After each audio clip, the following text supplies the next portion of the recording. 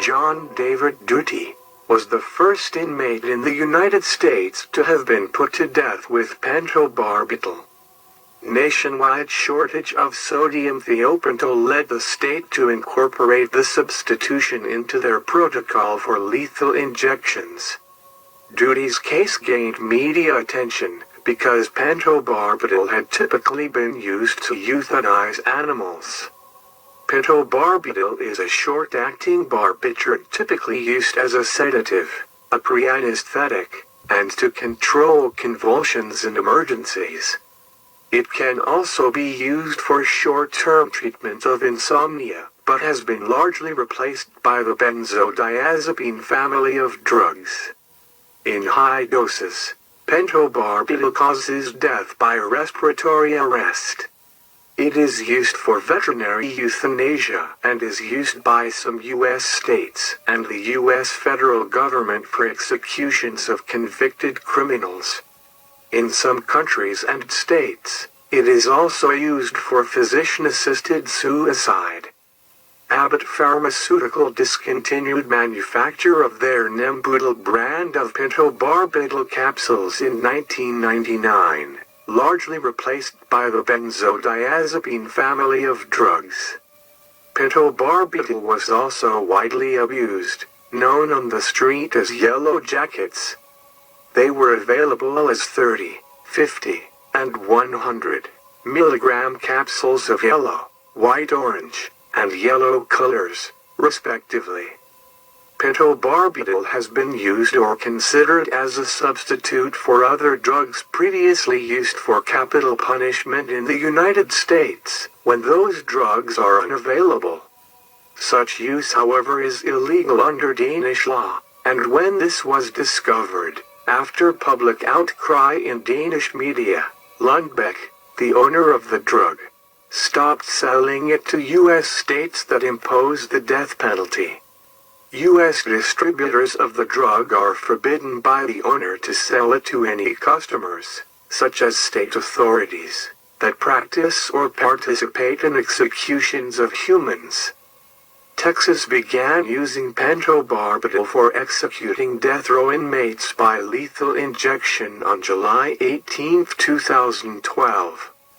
The use of pentobarbital has been considered by several states, including Ohio, Arizona, Idaho, and Washington.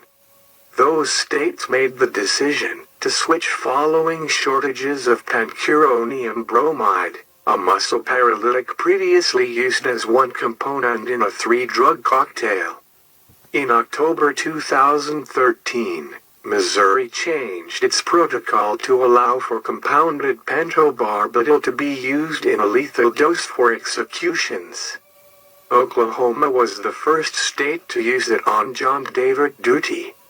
He was born on April 25, 1952. To Charles Houston Duty and Mildred Duty Hall. Duty stated that he had been raised in a broken home, his mother having remarried twice. His family included 2 brothers, a sister, a half-brother, and a half-sister. For some time, Duty went by the name of John David Hall. There had been some confusion over the identity of his biological father, as his mother had married Mr. O.H. Hall at Atoka, Oklahoma in 1950, but his birth certificate listed Duty as his surname. According to Duty, he lost an eye due to an accident in the 3rd grade and suffered a head injury from a collapsed brick wall. The latter incident led him to be hospitalized for scarlet fever. Duty worked as a manager at Central Manufacturing in Vernon, Texas before being employed at Sonic Drive-In and PepsiCo in Wichita Falls, Texas, which lies south of the border with Oklahoma. He and his wife Pam had 2 sons and a daughter. On February 16, 1978, Duty and Anthony Trombitis, whom he had met about 4 to 5 days earlier, robbed the Jiffy Mart convenience store on Falcon Road in Altus, north of the border with Texas. During the robbery, which netted some beer and money, ranging in various accounts from $7.66 to $18. The two men abducted store clerk Linda Hall. After driving her to a barn in Tillman County, Duty raped Hall and shot her in the back of the head 3 times with a .22 caliber pistol.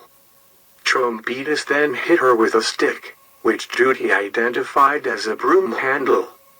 Though left for dead, Hall was able to walk a mile to a house for help and recovered at Tillman County Memorial Hospital.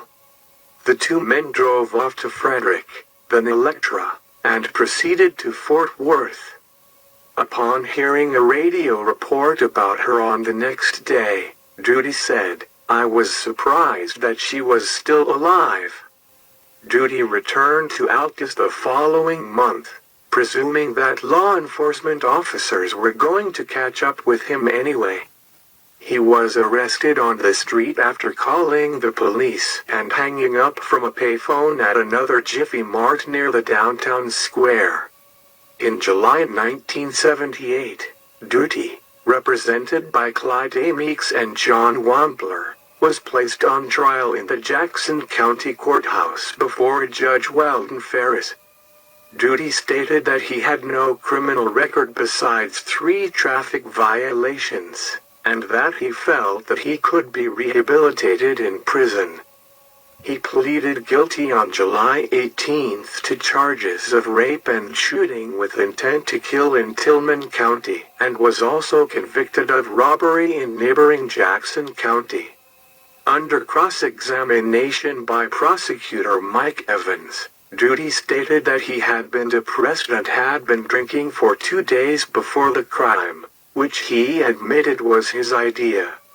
Judge Ferris sentenced Duty to serve concurrent life terms for the charges of robbery, rape and shooting with intent to kill, and 20 years for kidnapping. Trombitas was sentenced to 25 years for armed robbery and 20 years for kidnapping. At 11:30 a.m. on August 8, 1979, Duty grabbed a pair of scissors and held 8 people hostage in the medical unit of Oklahoma State Penitentiary in McAlester, Oklahoma. Officials did not know what prompted Duty, who had entered the unit for treatment, to take hostages as he did not make any demands. Duty soon released 6 of the hostages unharmed, and let nurse Virginia Nelson go about 2 hours later. The last remaining hostage, psychologist Jim Fenwick, took Duty into his office and conducted negotiations until Duty surrendered at 4:02 p.m. on the same day. On December 13, 2001, officials at the penitentiary placed 22-year-old Curtis J. Wise Jr. in the same cell with Duty. Wise had been convicted in October 1999 of burglary, larceny, and contributing to the delinquency of a minor. On December 19th, Duty offered Wise some cigarettes in exchange for allowing himself to be tied up to make the guards think that he had been taken hostage, with the goal of having Duty transferred into administrative security. The prosecutor's report stated that after tying Wise's hands and feet behind his back, Duty strangled him to death with a shoelace. Duty then wrote a letter to Wise's mother Mary, in which he stated, "Well, by the time you get this letter you will already know that your son is dead. I know now because I just killed him an hour ago. Gee, you'd think I'd be feeling some remorse, but I'm not." The letter was intercepted at the prison. John David Duty was sentenced to death for the murder of Curtis Wise. Duty's execution was carried out on December 16, 2010, at Oklahoma State Penitentiary. At noon. He then met with a prison chaplain, his attorneys, and his family.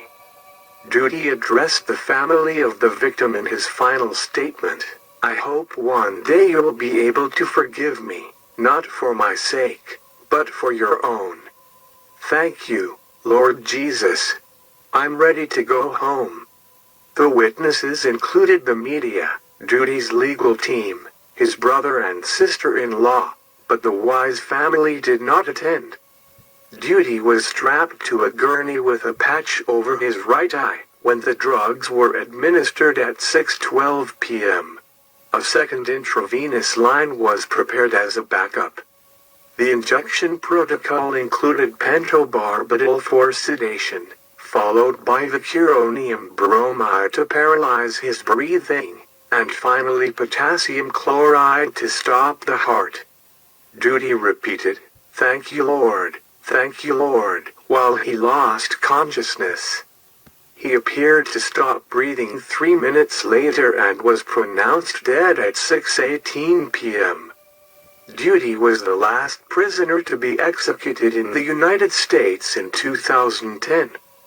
Judy was granted his last meal request, which included a double cheeseburger with mayonnaise, a foot-long hot dog with cheese, mustard and onions, a cherry lemonade, and a banana shake. Thank you for watching Death Row.